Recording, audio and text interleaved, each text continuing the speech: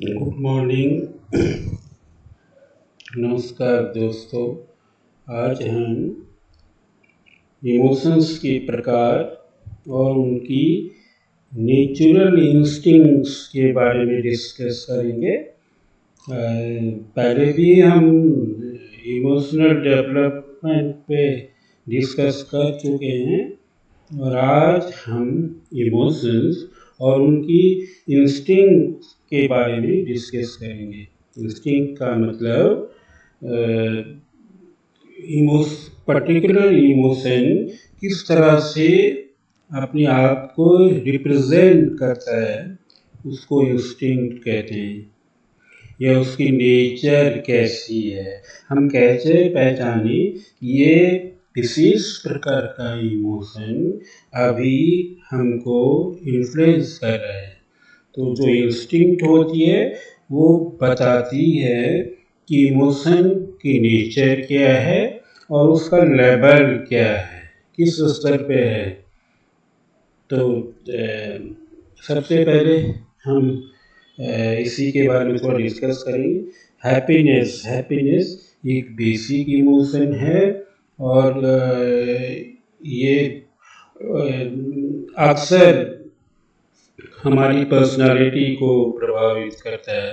इसमें सबसे पहले है अप्रोच का मतलब दृष्टिकोण या एक प्रक्रिया।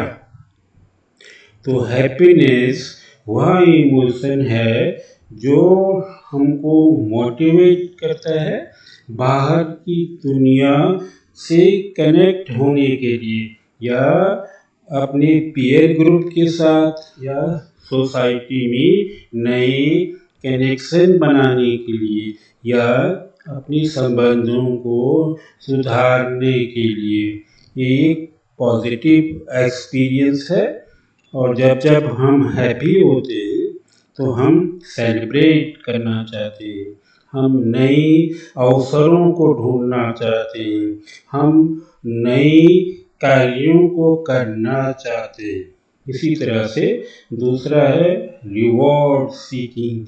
मतलब जब जब हम हैप्पी होते हैं तो हैप्पीनेस हमको एनकरेज करती है कि हम कुछ नया करें, नए रिश्ते बनाएं, नए कनेक्शन बनाएं, नए अवसरों को ढूंढें और इस तरह का बिहेवियर, इस तरह का व्यवहार पॉजिटिव आउटकम्स में परिवर्तित हो जाता है।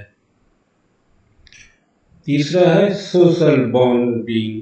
जब जब हम हैप्पी होंगे, जब जब हैप्पीनेस का इमोशन हमको प्रभावित करेगा तो हमारी रिलेशनशिप और स्ट्रांग होती है, हम ज़्यादा जॉयफुल फील करते हैं और पॉजिटिव सोशल बॉन्डिंग बनाते हैं, सोशल कनेक्शंस बनते हैं, हमारे रिश्ते बनते हैं। कुल मिलाकर कह सकते हैं कि जब जब हैप्पीनेस का इमोशन प्रभावी होगा तो हम एक्सट्रोवर्ट होना चाहते हैं। मतलब हम बाहर की दुनिया में जाना चाहते हैं, सेलिब्रेट करना चाहते हैं, एंजॉय करना चाहते हैं और इसके द्वारा हम अपने आप को मोटिवेट करते हैं और नए अवसरों को ढूंढते हैं और नए अचीवमेंट को प्राप्त करते हैं।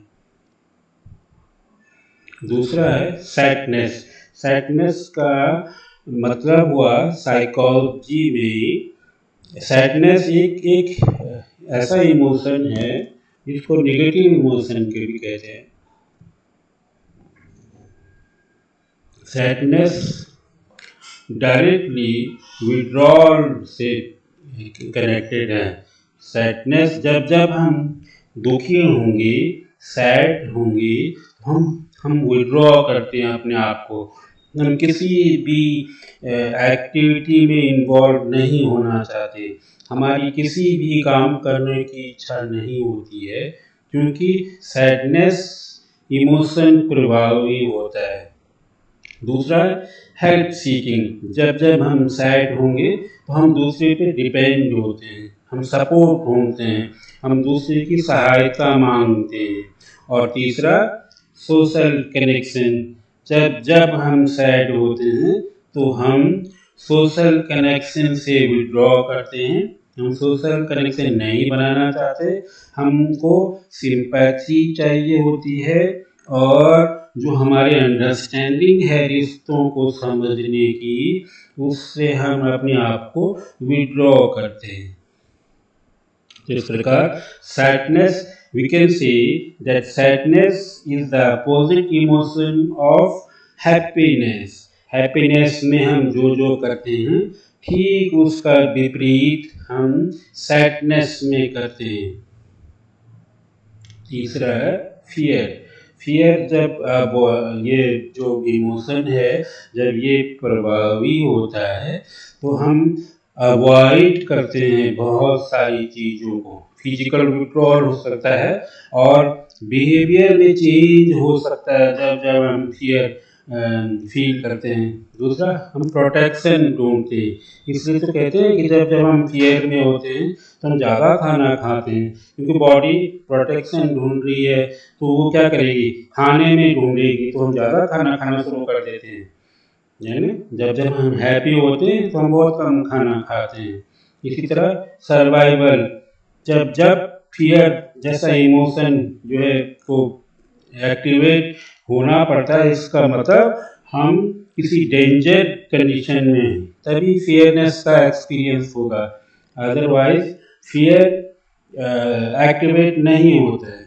फियर का एक्टिवेट होने का मतलब है कि हम किसी डेंजरस कंडीशन में हैं, किसी चैलेंज को फेस कर रहे हैं और उसको फेस करने के लिए जो बॉडी का जो एक नेचुरल तरीका है इमोशंस को प्रकट करने का, वो फियर है।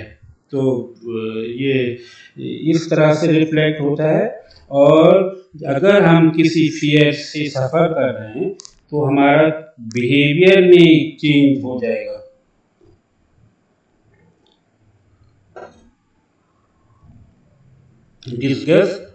डिस्गस्ट का मतलब होता है रिजेक्शन, मतलब हम किसी भी अनप्लीजेंट कंडीशन को या हार्मफुल कंडीशन को रिजेक्ट कर रहे हैं। हमारी बॉडी उस काम को करने से इनकार कर देती है और ये एक स्ट्रॉन्ग इमोशनल रिस्पॉन्स होता है।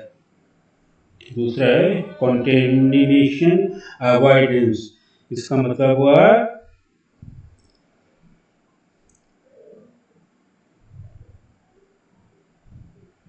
कि अगर हमको लगता है इस कार्य को करने से हमें कोई बीमारी हो सकती है या फिजिकली ये हमको हार्म कर सकता है, तो हम उस कार्य को अवॉइड करते हैं, उसको करने से मना कर देते हैं।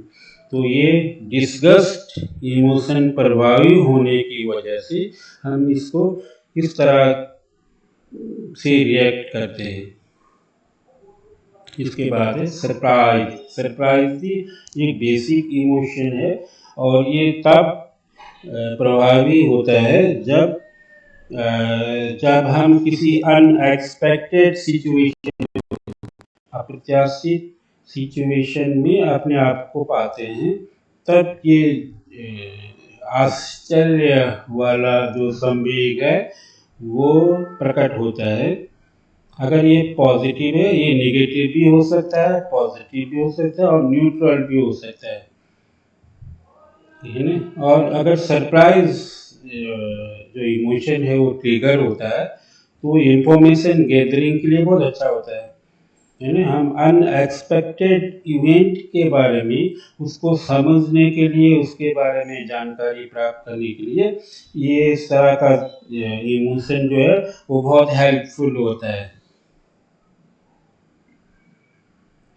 कंबाइनिंग इमोशंस का मतलब है कि जब बहुत सारे इमोशंस एक साथ प्रभावी हो जाते हैं, तो जब बहुत सारे इमोशंस एक दूसरे को ओवरलैप करते हैं तो इस तरह की सिचुएशन को इंटरप्रेट करना और मैनेज करना बहुत मुश्किल हो जाता है, क्योंकि हमें पता ही नहीं चलता है कि हम किस तरह के इमोशंस से सफ़र कर रहे हैं और हमें किस तरह से इस इमोशन को मैनेज करना है।